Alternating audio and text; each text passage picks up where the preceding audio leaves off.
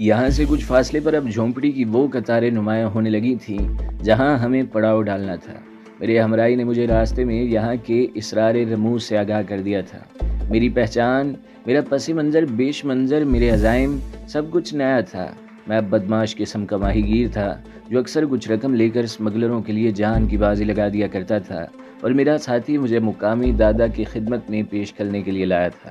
جب ہم جھونپڑوں کے نزدیک پہنچے تو وہاں زندگی بیدار ہو چکی تھی، جس کا ثبوت ان سٹیمروں، لانچوں کے انجنوں کی پرشور آوازیں تھیں جو ساحل سمندر سے بندھے تھے اور جن میں سوار ہو کر مچھیرے اب رزق کی تلاش میں پانی کھنگالنے جا رہے تھے۔ مجھے اس بات پر حیرت بھی ہوئی کہ ہم بخوبی ان لوگوں کو نظر آ رہے تھے، لیکن ان میں سے کسی نے بھی ہم میں دلچسپی ظاہر نہیں کی۔ مسٹر رمیش، میرے ہمراہی نے مجھے نئے نام سے مخاطب کیا۔ بادی النظر میں یہی دکھائی پڑتا ہے کہ یہاں گنگو دادا کا مکمل کنٹرول ہے اور کوئی پرندہ بھی اس کے حکم کے بغیر پر نہیں مار سکتا، لیکن حقیقت میں ایسی بات نہیں۔ یہاں انٹیلیجنس کا جال بڑی مضبوطی سے بچھایا گیا ہے اور اپنی دانش میں انہوں نے اس میں کوئی خلا نہیں چھوڑا جس سے کوئی ایجنٹ نکل سکے۔ بات کہہ کر وہ خاموش ہو گیا۔ شکریہ، میں اور کیا کہتا۔ یہ جھونپڑے ایک نیم دائرے کی شکل میں بنے ہوئے تھے اور سامنے کا حصہ سمندر کی طرف کھلتا تھا۔ میرے ہمراہی، جس نے اپنا نام مجھے پانڈے بتایا تھا، مجھے دانستہ جھونپڑیوں کی پشت کی طرف لے جا رہا تھا۔ وہاں سے قریباً 10-12 گز دور مجھے کھڑا رہنے کا حکم دے کر وہ نیم دائرے کی طرف گھوم گیا۔ میں ایک چٹان پر بیٹھ کر بستی میں انگڑائی لیتی زندگی کا مشاہدہ کرنے لگا۔ ادرنگے پیٹ والی عورتیں اور ننگے بچے چاروں طرف بھاگ رہے تھے۔ کہیں کہیں جھونپڑیوں سے دھوئیں کی لکیر اٹھ کر آسمان کی سمت پرواز کر رہی تھی۔ یہاں کے تمام مکینوں کی حالت سے ان کی اثرت بخوبی عیاں تھی۔ پانڈے کی واپسی بمشکل 5 منٹ بعد ہی ہو گئی، لیکن اکیلے نہیں، ان کے ساتھ دھوتی بنیان پہنے اور سر پر لال رنگ کے کپڑے کا پٹکا باندھے ایک سیاہ رنگ کا لہیم شہیم دیونما آدمی بھی زمین پر اپنے پاؤں کی دھمک پیدا کرتا آ رہا تھا۔ میں محتاط ہو کر بیٹھ گیا۔ رہا سہا اطمینان تو پانڈے کی اس بات نے رخصت کر دیا تھا کہ یہاں انٹیلیجنس بھی سرگرم عمل ہے۔ میرے نزدیک پہنچ کر وہ تناور درخت کی طرح تن کر کھڑا ہو گیا۔ نمسکار، میں نے دونوں ہاتھ جوڑتے ہوئے اسے آداب کیا، لیکن وہ علی فلیلا کا جن بنا ایک ٹک مجھے گھورے چلا جا رہا تھا۔ شاید نظروں ہی نظروں میں مجھے تول کر میری اوقات جان رہا تھا۔ پنجاب کا تو ہے۔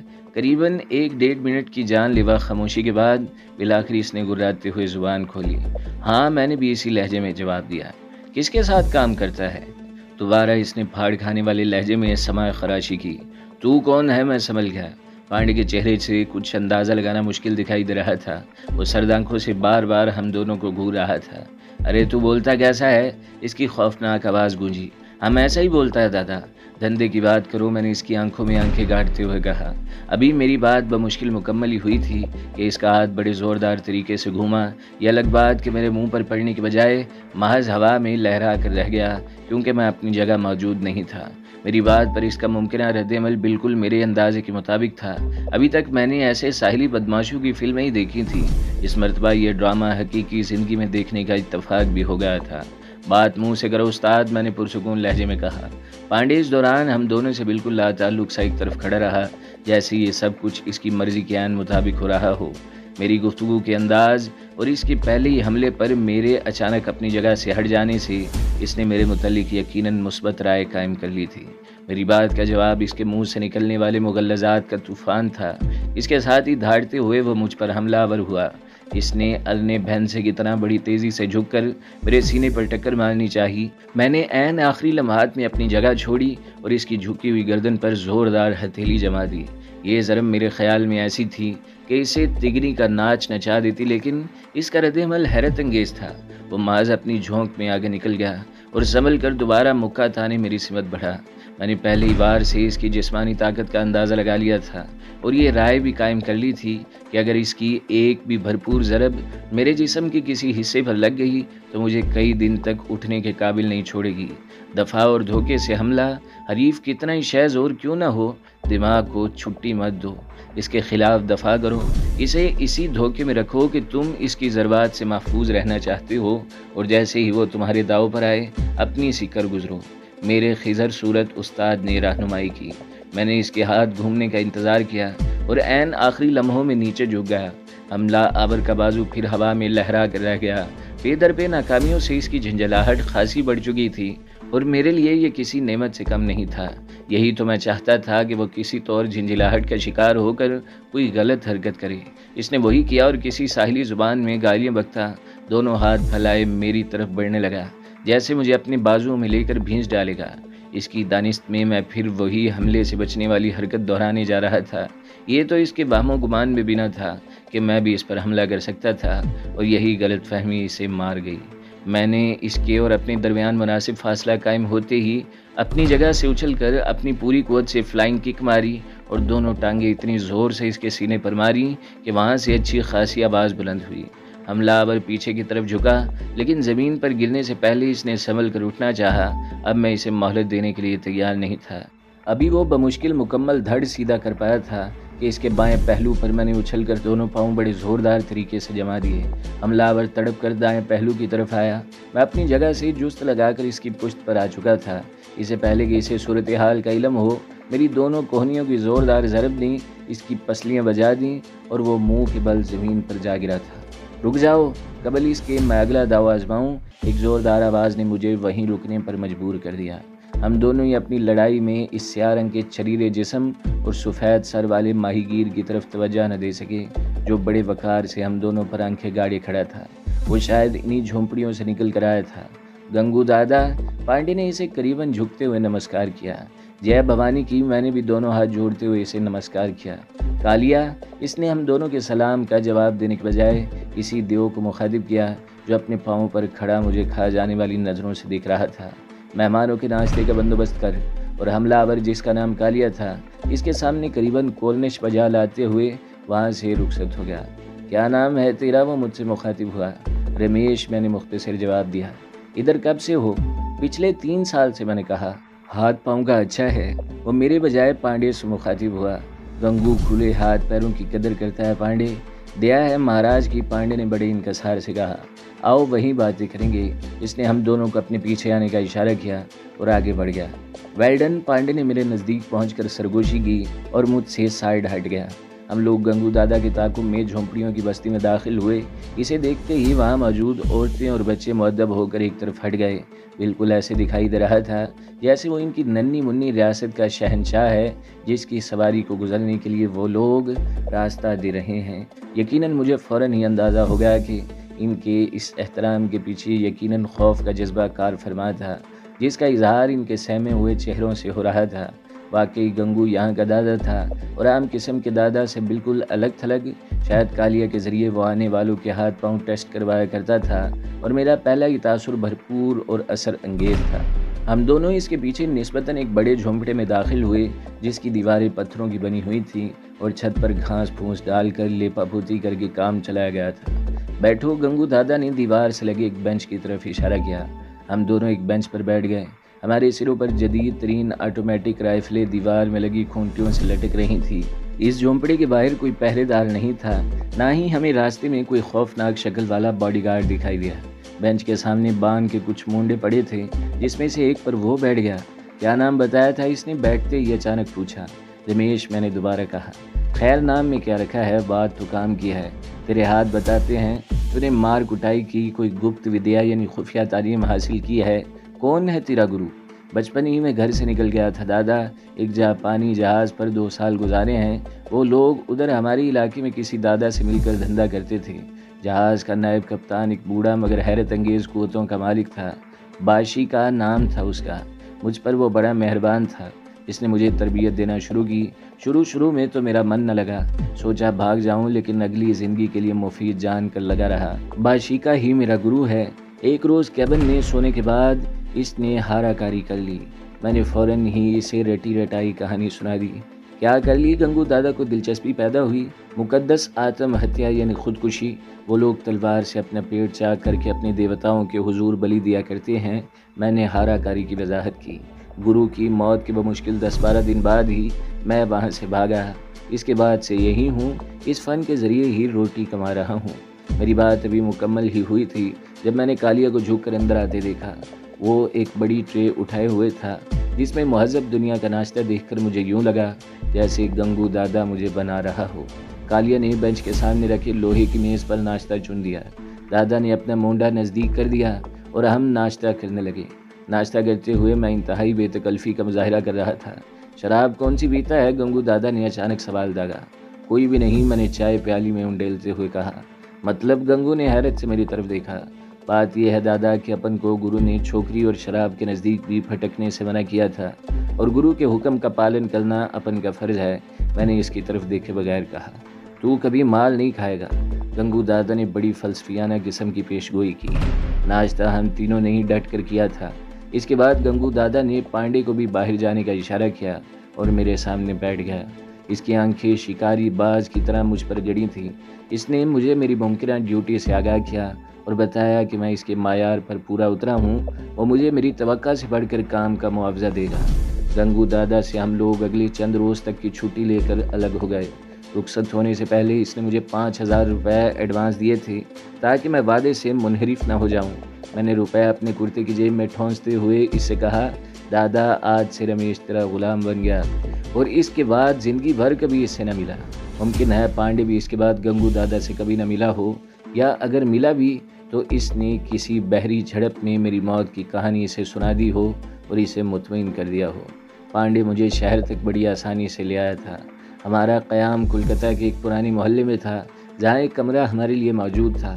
شام تک میں اس کمرے میں گھوڑے بیچ کر سوتا رہا۔ شام کے بعد جب میری آنکھ کھلی تو وہاں پانڈے کے علاوہ ایک اور ذات شریف بھی موجود تھے، اور یہ تھے یہاں کے اسٹیشن سپاہی ماسٹر جو عمر میں مجھ سے بمشکل 3-4 سال بڑے تھے۔ دیکھو بھائی، یہاں آرمی والا ڈسپلن نہیں چلے گا، نہ زیادہ تکلف برتنے کی ضرورت ہے۔ مجھے تم مسٹر ناگرک کہہ کر پکار سکتے ہو۔ انہوں نے مجھ سے مصافحہ کرنے اور اپنی شناخت کروانے کے بعد بڑی بے تکلفی سے کہا، اور میں حیرت سے ان کا منہ دیکھنے لگا۔ دراصل سپاہی ماسٹر کا کام کرنے کا اپنا طریقہ کار ہوتا ہے۔ یہ میری دنیا نہیں ہے، مجھے تو سوائے اتفاق سے اس دنیا میں آنا پڑا ہے، بالکل اس خلائی جہاز کے مسافروں کی طرح جو اپنے سفر کے دوران خراب موسمی حالات کی وجہ سے اپنے مطلوبہ سیارے کی بجائے کسی دوسرے سیارے پر لینڈ کر جائیں۔ اوکے مسٹر ناگرک، جیسا آپ پسند کریں، میں نے مسکراتے ہوئے کہا۔ یہ چلے گا، انہوں نے ہنستے ہوئے کہا۔ اچھا جوان، اب اٹھو اور فوراً نہا دھو کر تیار ہو جاؤ، ہم ایک شاندار ہوٹل میں ڈنر کریں گے۔ اوکے کہہ کر میں نے اپنی اوڑی ہوئی چادر ایک طرف پھینکی اور اس سے مختصر سے غسل خانے میں جا گھسا جو اس کمرے کے ایک کونے میں بنا ہوا تھا۔ قریباً 10 منٹ بعد جب میں ایک معزز شہری کے روپ میں ڈنر سوٹ پہن کر تیار ہو چکا تھا تو مسٹر ناگرک وہاں سے غائب تھے۔ پانڈے مجھے اس محلے کی مختلف گلیوں میں گھماتا بالآخر اس سڑک پر لے آیا جہاں ایک کونے میں ایک شاندار فلیٹ کار میں میرے ماسٹر ڈرائیونگ سیٹ سنبھالے میرے منتظر تھے۔ اگلا دروازہ کھول کر میں ان کے برابر بیٹھ گیا۔ پانڈے وہیں سے ہی رخصت ہو گیا۔ روانگی کے وقت میں اپنا خنجر چھپانا نہیں بھولا تھا۔ مجھے پستول سے زیادہ اپنی خنجر بازی پر اعتماد تھا کیونکہ مجھے اس کی خصوصی تربیت دی گئی تھی۔ دوران تربیت میں نے کبھی ٹارگٹ کو ہٹ کرتے ہوئے دھوکہ نہیں کھایا تھا۔ مجھے خدا کے فضل سے اپنی ذات پر اعتماد تھا کہ اب بھی ایسا نہیں ہوگا۔ دروازہ بند ہوتے ہی مسٹر ناگرک نے گاڑی سٹارٹ کی اور دوسرے ہی لمحے ہم تیز رفتاری سے اس پہلے پوائنٹ کی طرف اڑے چلے جا رہے تھے جہاں ہمارے نیپالی دوست پائے جانے کے امکانات تھے۔ شہر کی ماڈرن آبادی کے ایک کوٹھی کے سامنے رک کر مسٹر ناگرک نے وہاں مجھے ایک DD یعنی ڈیڈ ڈراپ کرنے کی جگہ دکھائی۔ اس طرح دوسرا اور پھر تیسرا ٹھکانہ اور وہاں ڈیڈ ڈراپ پوائنٹ ہم نے مارک کیے۔ 2 گھنٹے کی بھاگ دوڑ کے بعد ہماری یہ مہم اپنے اختتام کو پہنچی۔ اب ہمارا رخ شہر کے ایک شاندار ہوٹل کی طرف تھا جہاں بقول مسٹر ناگرک کے ہم ڈنر کھانے جا رہے تھے۔ روانگی سے پہلے ہم نے ڈنر سوٹ ہی پہنے تھے، لیکن کیا اس ہوٹل تک جانے کا مقصد محض شکم پوری ہی تھا؟ یہ تھا وہ سوال جو مجھے سارے راستے تنگ کرتا آیا تھا۔ مجھے یقین تھا کہ ہم وہاں صرف کھانا کھانے نہیں جا رہے، لیکن مسٹر ناگرک سے کچھ پوچھنے کی ہمت بھی نہیں ہو رہی تھی کیونکہ میں جانتا تھا اگر کام کی کوئی بات ہوتی تو وہ خود مجھے اس سے آگاہ کر دیتے۔ جو بات انہوں نے خود مجھے نہیں بتائی وہ میرے پوچھنے پر بھی نہیں بتائیں گے۔ اس بزنس کا یہی بہترین اصول تھا۔ ہوٹل کے ڈائننگ ہال میں ہمارا استقبال ایک خوبصورت حوا زادی نے کیا جس نے اپنے مہین لباس میں اپنے جسم کی مکمل نمائش سجا رکھی تھی۔ اس کی آنکھوں میں تیرتے گلابی ڈورے محبت کے خمار کے نہیں، شراب کے نشے کی موجودگی کا احساس دلا رہے تھے۔ موصوفہ آؤٹ ہونے کے قریب ہی تھی جب اتفاق سے ان کے ہنی تشریف لے آئے۔ Oh you are too late honey, اس نے مسٹر ناگرک کے گلے کا ہار بنتے ہوئے کہا۔ ایکسکیوز می ڈارلنگ، میرے دوست کی فلائٹ کچھ لیٹ ہو گئی۔ انہوں نے اپنے دوست یعنی مجھ غریب کی طرف اشارہ کیا تو تو وہ ان کے پہلو سے الگ ہو کر میری سمل لپکی۔ رمیش، میں نے دور ہی سے ہاتھ بڑھایا۔ شردا، اس نے میرا ہاتھ تھاما اور جھک کر اپنا مکمل تعارف کروا دیا۔ اس سے پہلے کیونکہ مجھے ایسی شرداؤں کے متعلق بریفنگ ہو چکی تھی، لہٰذا اس کے جھکنے سے میرے اندر کچھ بھی اثر نہ ہوا۔ مس شردا بہت اچھی ڈانسر ہے، ناگرک نے ایک میز کی سمت قدم بڑھائے۔ میں نے اچانک رک کر اس کے اینگلو سکین قسم کے سراپے پر آنکھیں جما کر لفنگوں کی طرح سسکاری لی۔ مسٹر ناگرک نے مسکرا کر مجھے شاندار اداکاری پر داد دی۔ مسٹر رمیش پنجاب کے بہت بڑے مل آنر ہیں، کپڑے کی 6 ملوں کے مالک ہیں، ہر پہاڑی مقام پر ان کے کاٹیج ہیں۔ انہوں نے میرا تعارف کروایا۔ اب شردا کی باری تھی۔ لولی سویٹ، اس نے اپنی دانش میں اچانک خود کو جھٹکا دے کر میرا جھٹکا ہی کر ڈالا تھا۔ ہم تینوں ایک میز کے گرد جو پہلے ہی سے ریزرو تھی بیٹھ گئے۔ مسٹر ناگرک نے بیری کو پرتکلف کھانے کا آرڈر دیا اور ہم باتوں میں مصروف ہو گئے۔ وہ مجھ سے ڈلہوزی والے خوبصورت بنگلے کی باتیں کر رہے تھے جو میں نے دوستوں کے لیے گلچھڑے اڑانے کے لیے حال ہی میں خریدا تھا۔